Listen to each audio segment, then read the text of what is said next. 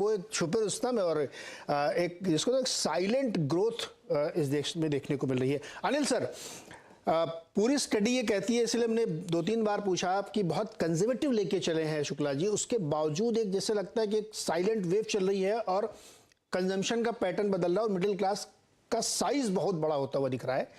और वो हम लोगों को, जब हम लोग हाई फ्रिक्वेंसी नंबर, मतलब हम तो सालाना नंबर को भी हाई फ्रिक्वेंसी कह लें इस कॉन्टेक्स्ट में, चूंकि यहाँ पे 20-30 साल की बात हो रही है, तो वो दिखता है ऐसा कहीं कहीं पे नहीं भी दिखता है कि हाउस होल्ड इनकम हो सकता है उतनी नहीं बढ़े। आपको ऑब्जर्वेशन क्या है कि ये जो स्टडी है प्राइस की, ये कह रही है कि बहुत तेजी से गेम बदल रहा है और इसको सब्सटेंशिएट कर रही है मॉर्गन स्टैनली की वो स्टडी जो कह रहा है 10 साल में आपकी जीडीपी जो है क्लोज टू $8 ट्रिलियन पहुंचेगी। नीरज जी, मुझे तो कोई सरप्राइज नहीं है, क्योंकि ये जो बदलाव है हम पिछले 20 साल से देख रहे हैं।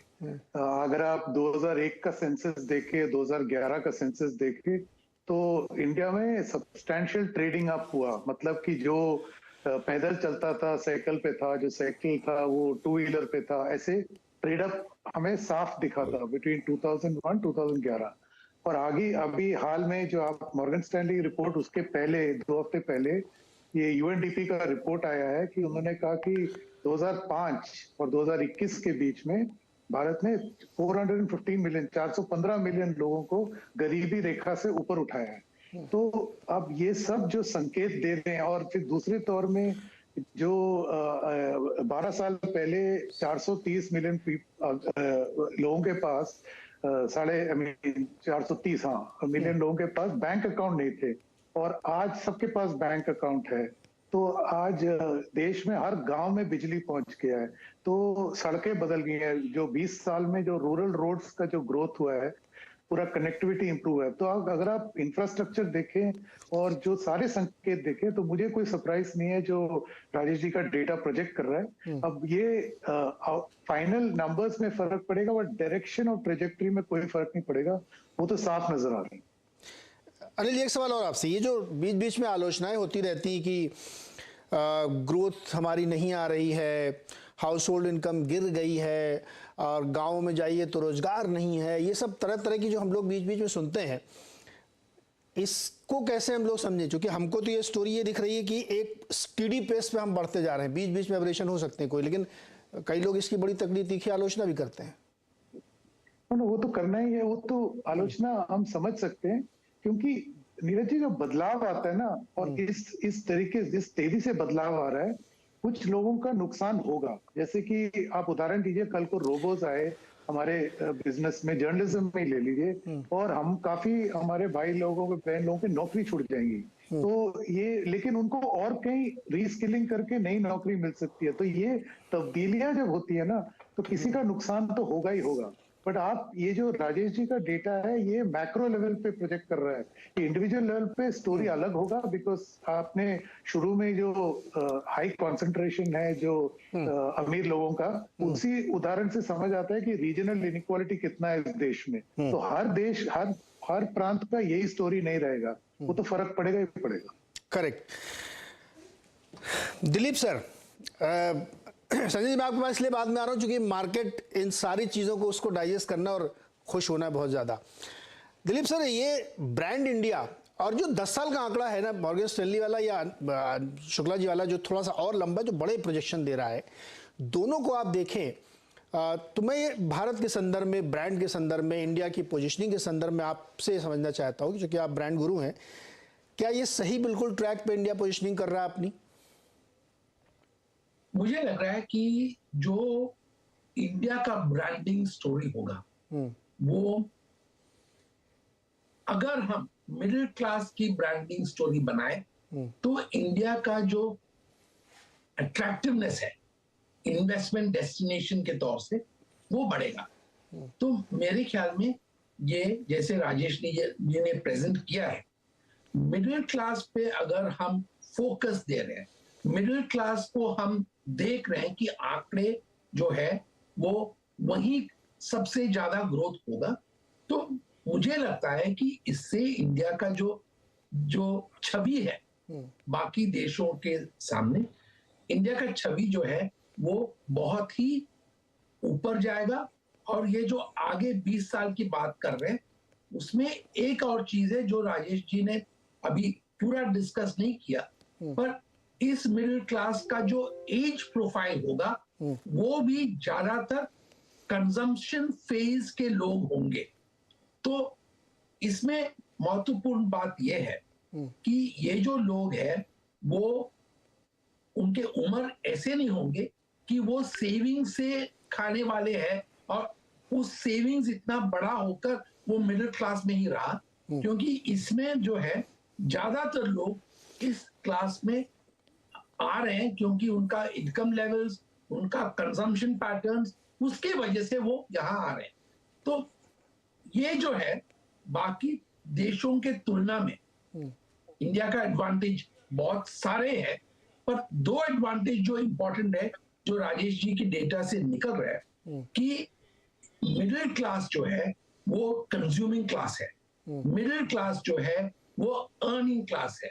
और अगर उसमें मैपिंग करें डेमोग्राफिक डेटा का, जैसे अनिल जी ने कहा कि ये जो प्रोजेक्शंस नए नहीं है, ये प्रोजेक्शंस जो है कुछ सालों से ये बदलाव आ रहा है। अब जाकर इसका मैच्योरिटी फेज पे हमें उसका एडवांटेज लेने का बहुत जरूरी है, क्योंकि ये जो सर्कमस्टेंस है वो दोबारा लौटने वाला नहीं है। तो अभी जो ग्रोथ हो रहा है उसके हिसाब से हमें प्लान करना चाहिए, बाकी देशों को ये प्रोजेक्ट करके दिखाना चाहिए, और जो भी डेटा है अगर वो डेटा वैलिड हो और स्टैटिस्टिकली प्रूवन हो, जैसे आपने कहा कि मॉर्गन स्टैनली का डेटा से तुलना करें तो इसमें कंपैरिजन पॉजिटिव है। और ये दोनों आंकड़े अगर बाकी जो देश में कंपनीज है वो देखते हैं, वो कैलकुलेट करते हैं, उसके लिए हमारे बहुत लाभदायक होंगे ये डेटा। जी संजय सर, आंकड़े आपके सामने है, डिटेलिंग भी हम लोगों ने थोड़ी करी है, और मार्केट के लिए एक बहुत बड़ा क्लास तैयार हो रहा है, और इंडिया के लिए तैयार हो रहा है, पूरी दुनिया के लिए एक बहुत बड़ा मार्केट, जिसमें जब राजेश जी वाला नंबर हम लोग देखते हैं तो एक बहुत बड़ा साइज खड़ा होता है जिसकी आमदनी 5 से 30 लाख तक की रेंज में होगी, उससे आगे पीछे भी हो सकती है। और उसमें जो ट्रांसफॉर्मेशन, जो दूसरी रिपोर्ट कहती है कि जो कंज्यूमर सेगमेंट वाले सेक्टर्स हैं, जो बैंकिंग और फाइनेंशियल सेक्टर्स हैं, जहाँ पे सबसे मैसिव जॉब क्रिएशंस होने हैं, जहाँ डिजिटल इकोनॉमी जब आप पूरी, अभी आप टेक्नोलॉजी से डिजिटल की तरफ कन्वर्ट कर रहे हैं, वो इकोनॉमी पूरी बूम कर रही है। और जो इन्वेस्टमेंट मैन्युफैक्चरिंग में आएगा, चाइना +1 और पता नहीं कौन कौन सी स्टोरी हम लोग सुनते हैं, वियतनाम वाली भी स्टोरी अब शामिल कर ली गई है इसमें। ये एक बड़ा, बहुत ही बड़ा सेगमेंट कर रहा है। और राजेश जी थोड़ा और लंबी है, तो मान चलिए 10 साल की स्टोरी, 10 साल तो सर पता नहीं चलते, कोविड को 2 साल हो गए, किसी को याद भी नहीं होगा। तो बड़ा, बहुत ही शॉर्ट स्पेन में ये स्टोरी डेवलप हो रही है इंडिया की, मार्केट को बहुत पसंद आएगी। तो नीरज जी देखिए, इस संदर्भ में 3 बातें हमारे सामने रखने की जरूरत है। ग्लोबली अगर देखा गया है कि जब भी इकोनॉमीज की डेवलपमेंट होती है और उनका पर कैपिटा इनकम $2000 के बाहर के वो पार करता है, तो इकोनॉमीज में जे कर्व की तरह इकोनॉमिक ग्रोथ का एक फेज आता है। भारत की अगर आप अभी की स्थिति देखें तो हम उसी कगार पे खड़े हैं। तो जो हमारी पर कैपिटा इनकम धीरे धीरे ही सही, लेकिन वो चूंकि उस इन्फ्लेक्शन पॉइंट पर पहुंच गई है, तो यहां से कंजम्पशन का जे कर्व शुरू होना, जो कि ग्लोबल इकोनॉमीज का एम्पिरिकल एविडेंस है, मेरे ख्याल से वो भारत में रिपीट होने की पूरी संभावना है। एक बात ये। दूसरी बात, 2014 से लेकर 2022 की अगर आप जर्नी देखें और उसको कैपिटल मार्केट के साथ रिलेट करें, तो 2 बड़े मेरे ख्याल से माइलस्टोन इवेंट्स थे जिन्होंने लोगों का सोच और लोगों का मार्केट के प्रति रवैया बदला है।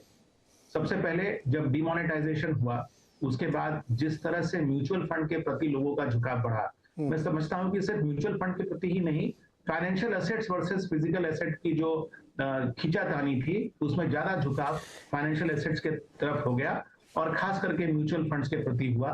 तो 2016 के बाद हमने देखा कि बहुत जोर से म्यूचुअल फंड की ग्रोथ हुई। साथ ही साथ जब कोविड का प्रकोप आया तो कुछ भी कारण हो, मतलब हो सकता है कि चूंकि लोग बाकी कुछ काम नहीं कर पा रहे थे और स्टॉक मार्केट चल रहे थे, तो उस समय जिस तरह से डीमैट अकाउंट्स की बढ़ोतरी हुई, उससे एक बहुत बड़ा तबका जो इक्विटी मार्केट से परे था वो इक्विटी मार्केट के पास आया। लोग ये भी स्पेकुलेट कर रहे हैं कि ये जो सेगमेंट आया, जो increasingly number of demat accounts में देखा गया, इसमें यंग लोगों का पार्टिसिपेशन ज्यादा हुआ। खैर जो भी कारण हो, म्यूचुअल फंड के रूप से लोगों का बाजार में आना या डायरेक्टली इक्विटी मार्केट के में आना, इसका एक पैरेलल अगर आप देखें, इसका इम्पैक्ट क्या रहा?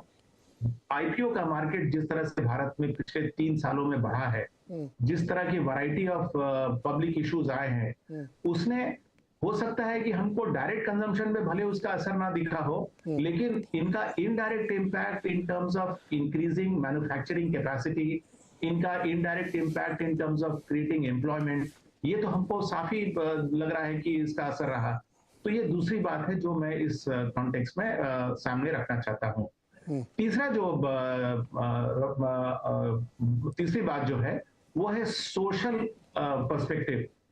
आप अगर आज देखें तो ये जो डेस्टिट्यूट से मिडिल क्लास के तरफ जो लोगों का प्रोग्रेस हो रहा है, उसमें बहुत बड़ा इम्पैक्ट जो है वो है डेमोन्स्ट्रेशन इफेक्ट का।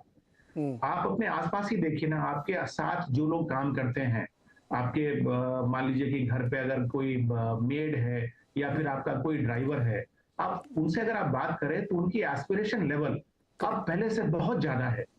मैं आपको एक छोटा सा उदाहरण देता हूं। मेरे यहाँ जो एसी मैकेनिक काम करने के लिए आता था, आज से 6 साल पहले उसने एसआईपी चालू की अपनी बेटी की शादी के लिए पैसा जमा करने के लिए। आज उसके अकाउंट में 10 लाख से ज्यादा अमाउंट जमा हो गया है। हमारे यहाँ जो घर का काम जो करती है, उसने धीरे धीरे करके 11 लाख रुपए इकट्ठे कर लिए हैं अपने सेविंग्स अकाउंट में और उसने जाके गांव में जमीन खरीदा है।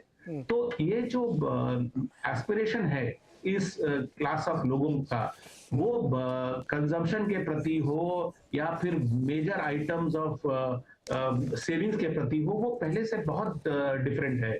सो ये तीनों पहलू जो हैं वो बिल्कुल साफ देख रहे हैं। एक तो जे कर्व का शुरुआत होना, दूसरा फाइनेंशियल मार्केट्स और खास करके इक्विटी मार्केट्स के प्रति रुझान आना, और तीसरा सोशल एस्पिरेशन फैक्टर्स जो लोगों को प्रेरित कर रहा है कंज्यूम करने के लिए और सेव करने के लिए।